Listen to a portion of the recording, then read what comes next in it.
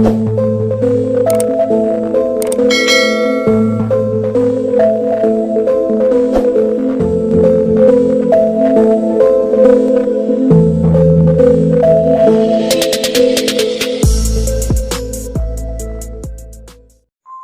tahun 1999, ilmuwan organisasi Monar bernama Ichel Serizawan dari Vivian Gerahan menyelidiki kerangka monster yang mirip seperti Godzilla di sebuah gua yang terletak di Filipina. Tak hanya itu, mereka juga menemukan dua spor raksasa, satu tidak aktif dan satu lagi sudah menetas, serta jalan setapak yang mengarah ke laut. Scene lalu beralih memperlihatkan lokasi pembangkit listrik tenaga nuklear yang terletak di Janji Raja Jepang. Terlihat seorang supersenior bernama Joel Brody serta isterinya yang bernama Sandra menjadi pengawal di tempat tersebut. Joel mendapatkan informasi bahawa lokasi itu mengalami aktivitas seismik yang tidak biasanya. Dikirimlah Sandra dan beberapa teknisi untuk memeriksa ke dalam reaktor. Tak lama kemudian, tiba-tiba terjadi gempa yang menyebabkan kebocoran radiasi di dalam reaktor. John yang mengetahui hal itu segera menghubungi Sandra dan meminta ia serta timnya untuk segera keluar. Naas, Sandra dan timnya kehabisan waktu sehingga Sandra pun meminta Joe untuk menutup pintu reaktor agar radiasinya tidak keluar dan membahayakan lebih banyak orang. Ia pun melihat wajah isterinya untuk yang terakhir kalinya sebelum tubuh Sandra dan para teknisi yang terjebak di sana mati akibat kebocoran radiasi. Setelah itu, gempa susulan pun kembali terjadi hingga berhasil meruntuhkan sebagian besar gedung yang ada di tempat tersebut. 15 tahun kemudian, putra Joe dan Sandra yang bernama Ford tumbuh menjadi seorang perwira Angkatan Laut Amerika Serikat. Hari itu, Ford baru saja kembali dari tugas menemui sang isteri dan putra mereka, Sam, di San Francisco. Di saat Ford sedang melepas rindu bersama keluarganya, ia mendapatkan telefon dari Jepang yang melaporkan bahawa Joe telah ditahan kerana masuk ke dalam zona karantina. Zazirah tanpa izin. Dengan terpaksa, Ford pun harus berangkat ke Jepang hari itu juga demi bisa membebaskan sang ayah. Namun, John yang masih tidak terima akan kematian Sandra kerap menerobos zona karantina itu demi mendapatkan bukti-bukti tentang apa yang terjadi 15 tahun yang lalu. Dari semua yang ia selidiki dan dipelajari selama 15 tahun, terakhir Joel meyakini bahawa gempa yang terjadi bukan sekedar bencana alam. Ia yakin ada sesuatu di balik semua ini yang bisa menjelaskan alasan kematian sang isteri.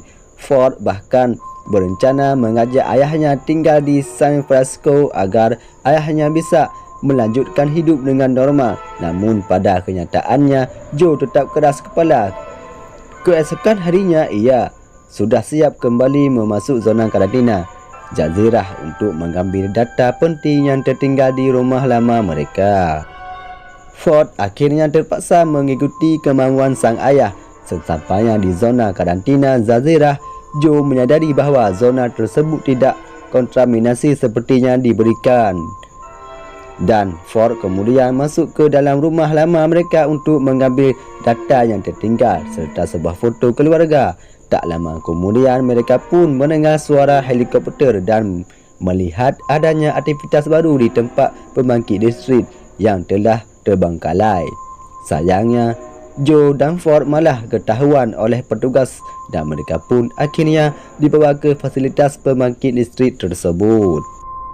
Tak disangka tempat itu sekarang menampung semacam kepompong raksasa yang sedang diteliti oleh Dr. Serizawa dari organisasi Monar.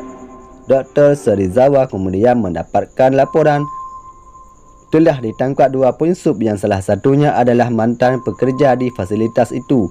Kerana penasaran, Dr. Serizawa pun menemui Joe dan mendapati sedang mengamuk meminta penjelasan tentang apa yang sedang terjadi. Dr. Serizawa pun mengambil fil milik Joe dan memeriksa isi fil tersebut. Dari fil itu, Dr. Serizawa mendapatkan bukti bahawa kepompong raksasa yang sedang ia teliti memakan radiasi reaktor selama 15 tahun sejak terjadinya kebocoran.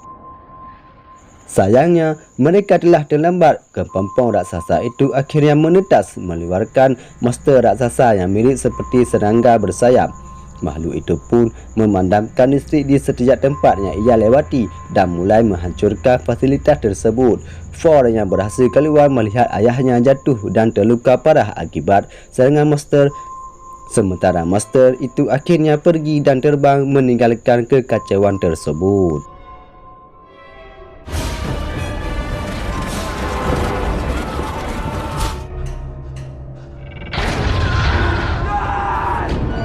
Keesokan harinya barulah terlihat dampak buruk dari serangan monster semalam. Ada banyak orang yang mati dan terluka, termasuk George Dr. Sazawa. Kemudian dijemput oleh kapten militer bernama Hantom dan ia ditanyai apakah ada orang lain yang ia butuhkan. Dr. Sazawa menunjuk Joe dan George Ford akhirnya ikut menaiki helikopter Monarch. Sayangnya di tengah perjalanan jauh ternyata tidak bisa diselamatkan dan ia pun akhirnya meninggal dunia. Dr. Serizawa dan Vivia mengungkapkan pada Ford bahawa semua ini bermula dari ekspedisi laut dalam tahun 1954 yang telah membangunkan seekor Godzilla pada tahun 1950-an. Merupakan upaya untuk membunuh Godzilla itu kerana makhluk itu berkembang dengan memakan radiasi nuklear yang terletak di inti bumi. Dengan alasan itu, organisasi Monarch akhirnya didirikan untuk mempelajari Godzilla dan monster-monster serupa secara diam-diam.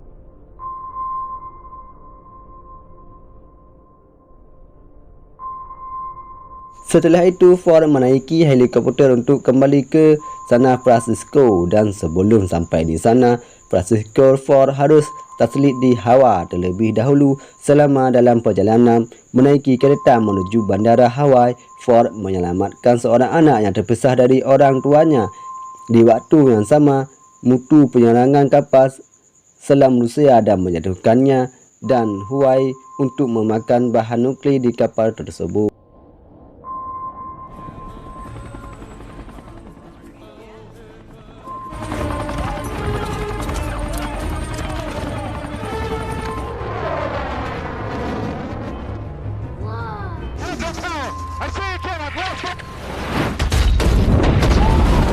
Dari kejadian itu, Monarch menarik kesimpulan bahawa selama ini mutu tidak berkomunikasi dengan Godzilla. Hal ini pun mendorong pihak militer untuk menyelidiki spora lainnya yang sebelumnya tidak aktif dan sekarang tersimpan di Nevada. Sampai di gudang limbah nuklear Nevada, pasukan militer menemukan bahawa mutu kedua itu telah berhasil lolos dari tempat tersebut. Ukurannya jauh lebih besar dan tidak bersayap dan kini ia berjalan menyerang Las Vegas. Monarch menyimpulkan bahawa mutu kedua itu memiliki jenis kelamin yang berbeza dan sinyal komunikasi yang mereka keluarkan selama ini adalah panggilan untuk kahwin. Tak lama kemudian Godzilla muncul dan mendekati jembatan Gardet.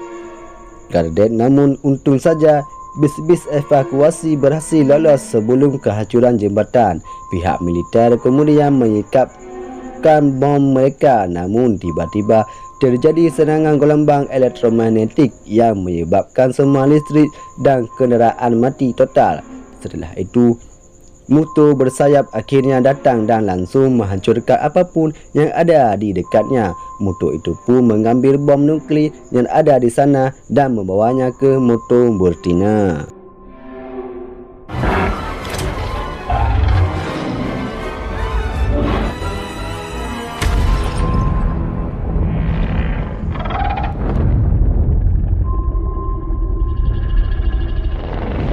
Sesampai di lokasi, Ford dan timnya pun melihat mutu betina yang sedang mengeraming telurnya di dekat bom atom. Beruntung Godzilla datang memancing mutu betina untuk bertarung satu sama lain. Pertarungan pun berlangsung cukup sengit di mana dua mutu bekerjasama untuk melawan Godzilla.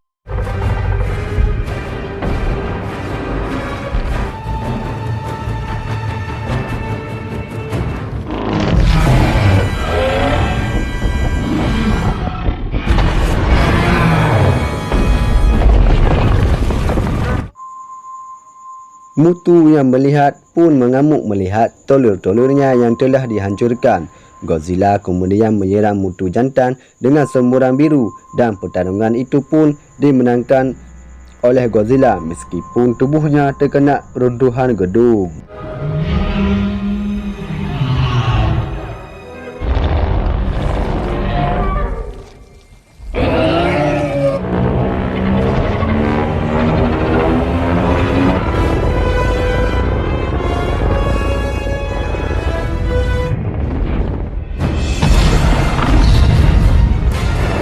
Keesokan harinya, Godzilla yang sudah lemah akhirnya bangkit dan kembali ke laut.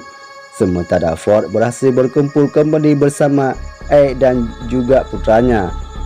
Berkat apa yang dilakukan oleh Godzilla, media pun menyebut sebagai Raja para Monster, sang penyelamat kota, dan filem pun akhirnya selesai.